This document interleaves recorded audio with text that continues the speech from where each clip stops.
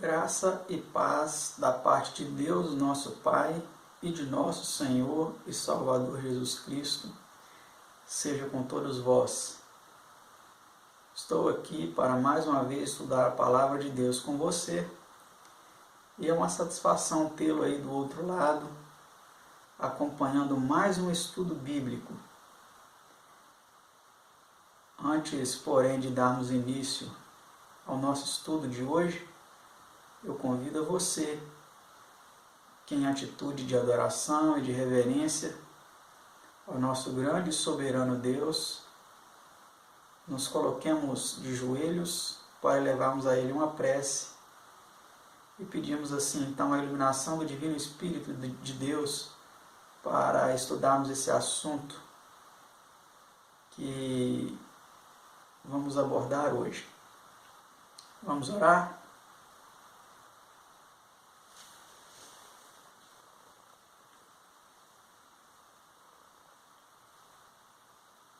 Pai nosso que estás nos céus, te agradecemos, te louvamos e te bendizemos por mais uma oportunidade de podermos estudar a Tua Palavra e nos inclinarmos diante de Ti para Te adorar. E te suplicamos, Senhor, a direção, a iluminação do Teu Divino Espírito. Conceda-nos, Senhor, o dom do Teu Espírito para que possamos compreender o que será estudado nessa ocasião. Esteja com os nossos telespectadores, abençoando a cada um deles,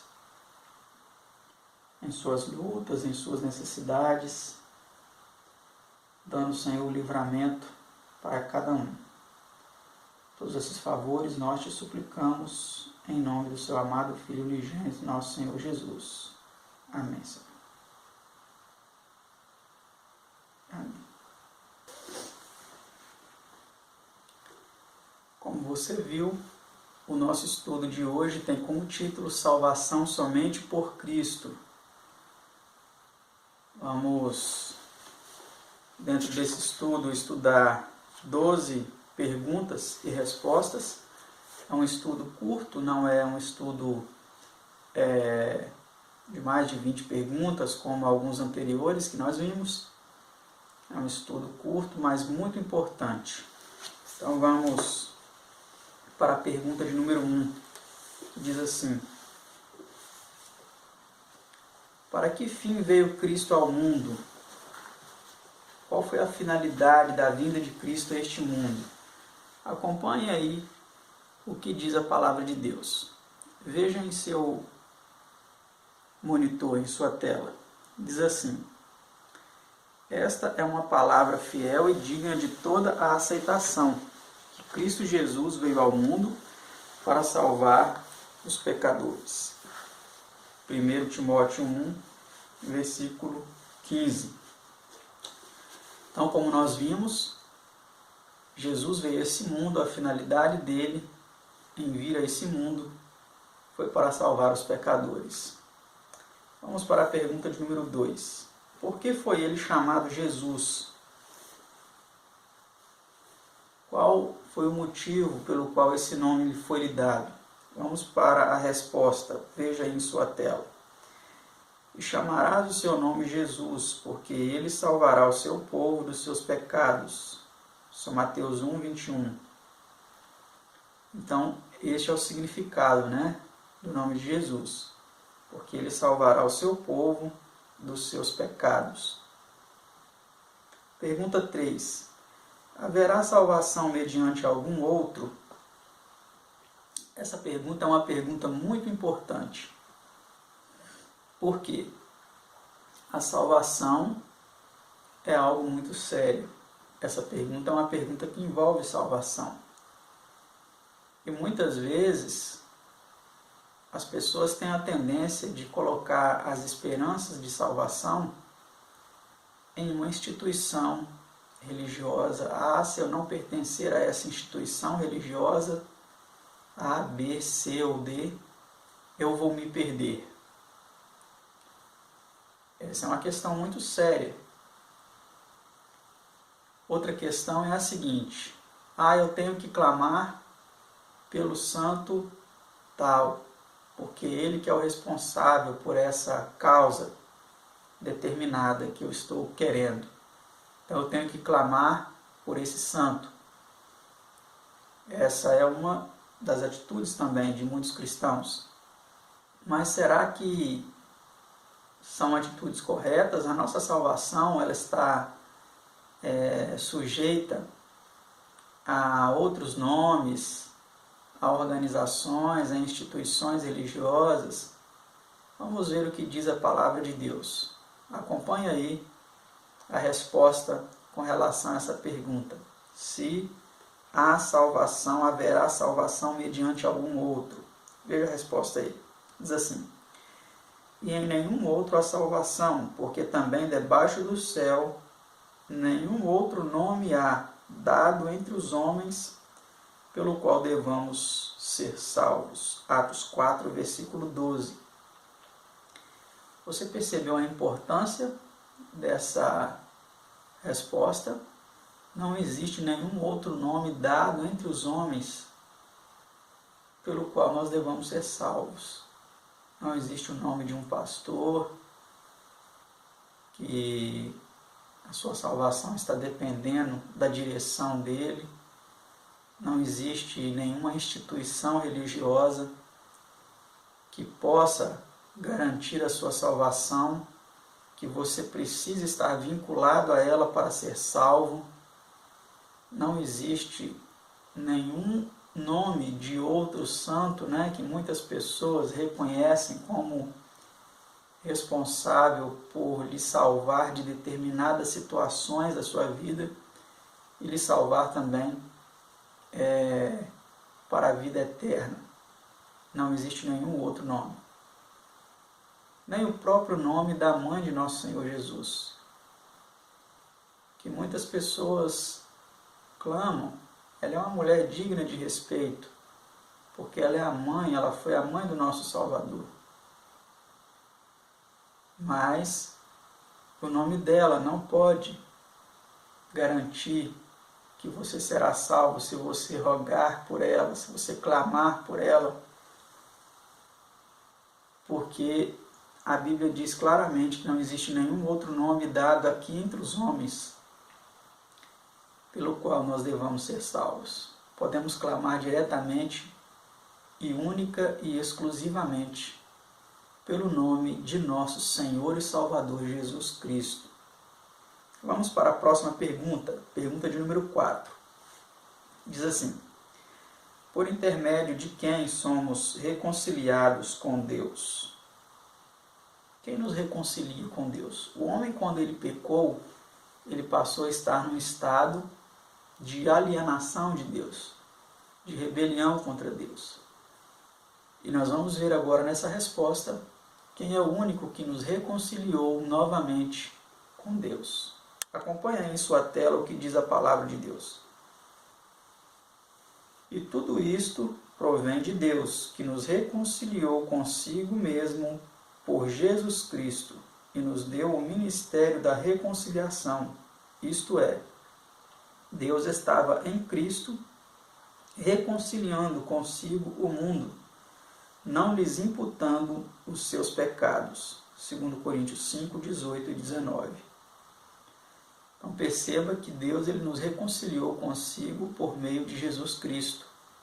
Não foi por meio de nenhuma outra pessoa, de nenhum outro apóstolo, nem da própria mãe de Jesus, que Deus nos reconciliou consigo. Foi por meio do seu Filho, unigênito, o nosso Senhor Jesus. Vamos para a pergunta 5. Que se fez Cristo por nós e com que propósito? O que Jesus se fez por nós e qual foi a finalidade dele ter se feito isso? Vamos ver a resposta. Acompanhe o que diz a Bíblia aí. Veja em sua tela. Aquele que não conheceu o pecado, o fez pecado por nós, para que nele fôssemos feitos justiça de Deus. 2 Coríntios 5, 21. Então Jesus ele se fez pecado por nós. Ele se colocou nesse mundo, sofreu toda a punição que o pecador merecia para que nós fôssemos feitos justiça de Deus. Esse é o plano de salvação, esse é o plano de substituição. Ele recebeu a nossa punição para que nós pudéssemos receber o que ele tinha de direito pela sua justiça, que é a salvação. Então, nós vemos aqui que tudo isso teve um propósito, teve uma finalidade, né? Vamos para a próxima pergunta, pergunta 6. Quanto dependemos de Cristo para a salvação? Será que dependemos pouco de Cristo para a salvação? Será que dependemos muito? Vamos ver a resposta. Veja o que diz a Bíblia aí em sua tela. Acompanhe aí a resposta. Diz assim: Eu sou a videira e vós as varas. Sem mim nada podeis fazer. São João 15, versículo 5. Então, como nós vimos, sem Jesus não podemos fazer nada. Somos como uma vara solta, arrancada do tronco da videira. Jesus é a videira e nós somos as varas. Se nós estivermos ligados a Ele, daremos muito fruto, né? Nós não podemos fazer nada sem Ele. Vamos para a pergunta 7. Que 3 características essenciais para um Salvador se encontram em Cristo? Então vamos ver quais são essas 3 características que ele precisaria possuir para nos salvar. Veja a resposta em sua tela. A primeira característica é a divindade. O texto bíblico diz: Mas do Filho diz, ó Deus, o teu trono subsiste pelos séculos dos séculos. Hebreus 1, versículo 8. Então esse é apenas um versículo, né, que vem apontando essa característica de nosso Senhor Jesus, característica da sua divindade, mas existem muitos outros. Nós inclusive já fizemos um estudo sobre a divindade de Cristo, não é mesmo? Não sei se você se lembra. E nesse estudo nós apresentamos ali alguns textos que vêm demonstrando essa característica da pessoa de nosso Senhor Jesus Cristo, a sua divindade. Vamos para a próxima característica que o Salvador Jesus possui: a humanidade. Mas vindo à plenitude dos tempos, Deus enviou seu Filho, nascido de mulher, nascido sob a lei. Gálatas 4, versículo 4. Então Jesus, ele, claramente aqui em Gálatas 4, 4, é apresentado como sendo um homem que nasceu neste mundo de mulher. Ele nasceu como um homem. Ele várias vezes se referiu a si mesmo como o Filho do Homem. Ele esteve sujeito às mesmas dores, ao mesmo sofrimento que os filhos dos homens estão sujeitos. Ele também esteve sujeito às mesmas tentações que nós estamos sujeitos.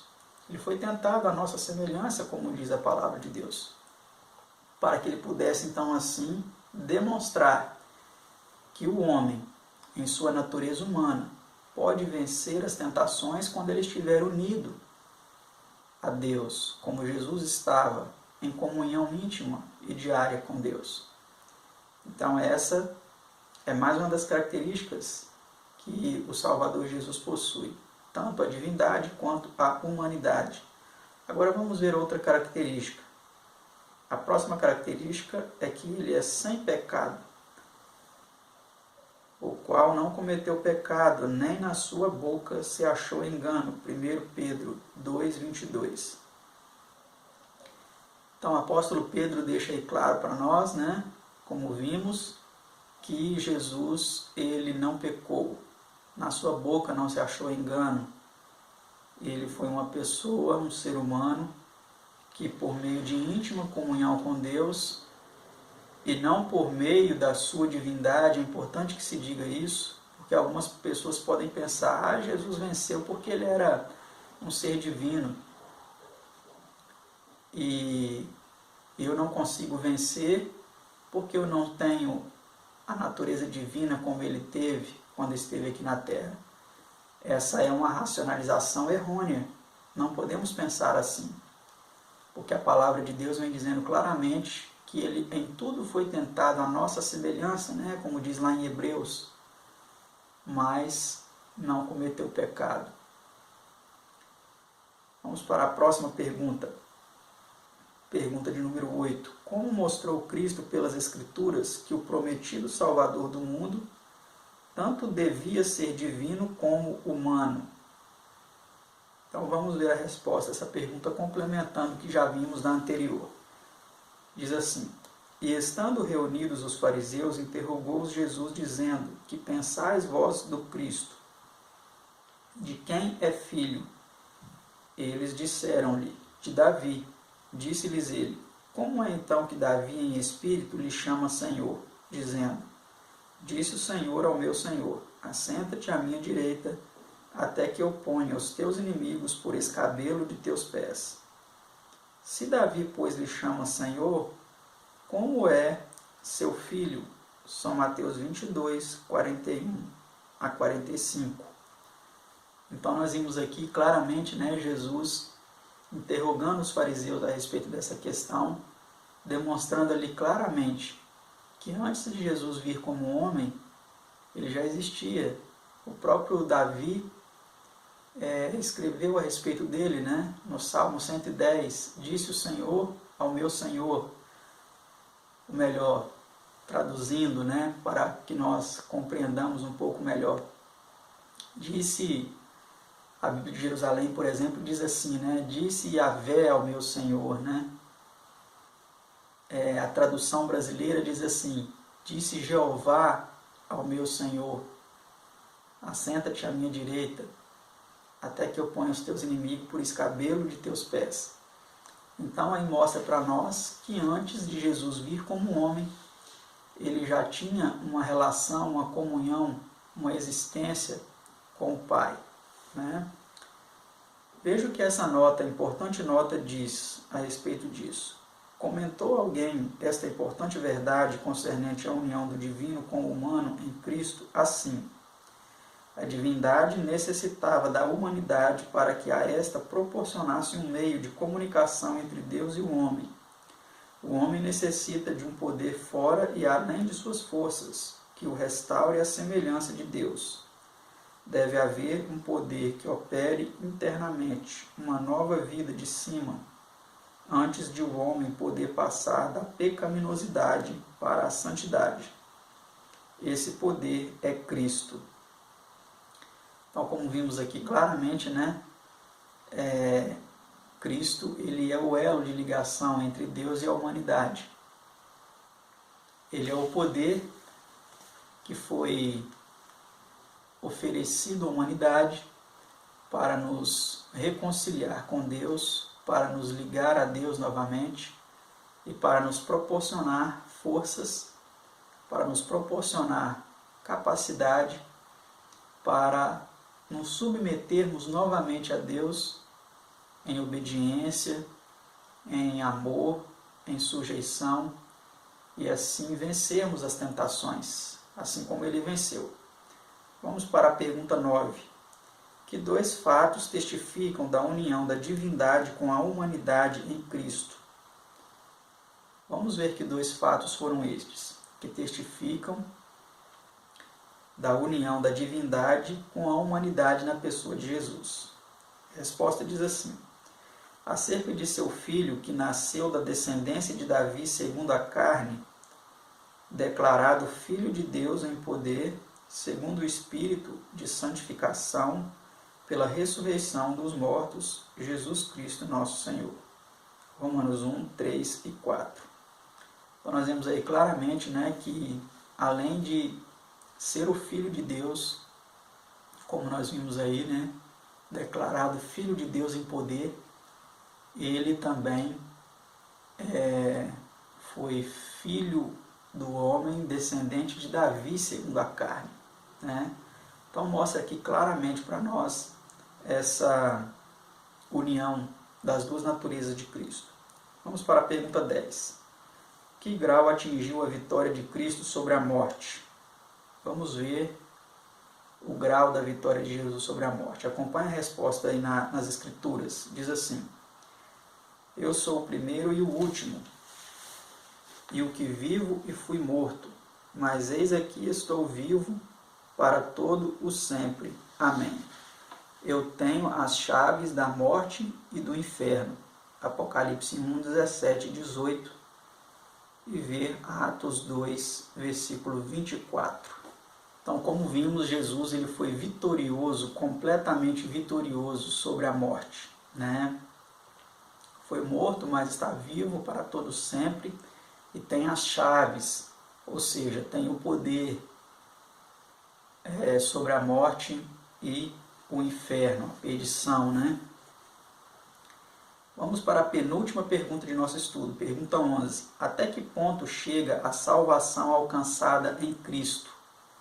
Vamos ver até que ponto chega a salvação que podemos alcançar em Cristo Jesus. Diz assim: portanto, pode também salvar perfeitamente os que por ele se chegam a Deus, vivendo sempre para interceder por eles. Hebreus 7, 25. Então, como vimos aqui, o único que pode salvar perfeitamente, porque ele é o nosso intercessor, é o nosso Senhor Jesus Cristo. A mãe de Deus não pode fazer isso, a mãe de Jesus, né? Porque muitos falam que ela é a mãe de Deus. Mas não, ela é a mãe de Jesus Cristo, homem. Porque como vimos, antes de Jesus nascer como um homem, ele já existia. Antes de Maria existir, a sua mãe, né? Ele já existia como filho de Deus. Então, a sua mãe humana, ela não pode salvar, não pode interceder por nós. Outros santos comumente utilizados nas rezas e etc., eles também não podem interceder por nós. O único que pode interceder por nós é o nosso Senhor e Salvador Jesus. Mas também as igrejas, os pastores, os bispos, os sacerdotes, os padres, eles não podem interceder por nós. Por quê? Porque eles são homens. Eles também são pecadores, como nós. O único que venceu o pecado na natureza humana e que também é Filho de Deus, o elo de ligação entre Deus e nós, é o nosso Senhor Jesus. É o único que pode. Por isso que a salvação é somente por meio de Cristo. A intercessão é por meio somente de Cristo. Nós podemos interceder em oração pelas outras pessoas. Podemos rogar ao Pai em oração, como Moisés fez, como Paulo fez, como todos os servos de Deus fizeram no passado. Podemos sim, podemos através da oração fazer isso. Mas, quando as pessoas descansam na sepultura, veremos também esse estudo mais adiante, elas ficam descansando. Elas não podem rogar, não podem interceder por ninguém. O único que venceu a morte, né, e está intercedendo pelo ser humano, é o nosso Senhor Jesus Cristo. Vamos para a última pergunta, pergunta 12. O que devemos fazer tendo um tal Salvador? Então, tendo um Salvador tão capaz, tão suficiente como o nosso Senhor Jesus, o que nós precisamos fazer? Veja a resposta. Graças a Deus, pois, pelo seu dom inefável, segundo Coríntios 9, versículo 15. Então, olha que bonito, né? A gratidão deve inundar o nosso coração por termos tal Salvador maravilhoso. Você já aceitou esse Salvador em sua vida? Se você já o fez, continue mantendo essa decisão, porque ela deve ser renovada a cada dia, tendo a Jesus como nosso companheiro, nosso amigo, nosso Salvador, nosso protetor, nosso confidente, né? Precisamos continuar mantendo essa experiência de salvação com Ele. Se você ainda não fez isso, o que você acha de tomar essa decisão? De aceitar Jesus como seu Salvador? As coisas aqui dessa terra são passageiras. Dentro em breve tudo vai ter o seu fim. E você, como estará quando tudo acabar? Que Deus, através do Espírito Santo, trabalhe em sua mente para que você aceite a salvação em nosso Senhor e Salvador Jesus Cristo. Eu agradeço a você por ter acompanhado mais esse estudo e continue acompanhando a nossa série de estudos bíblicos. Convide seus amigos, seus parentes, seus conhecidos. Compartilhe dessa boa nova e até o próximo estudo, se assim Deus nos permitir. Tchau!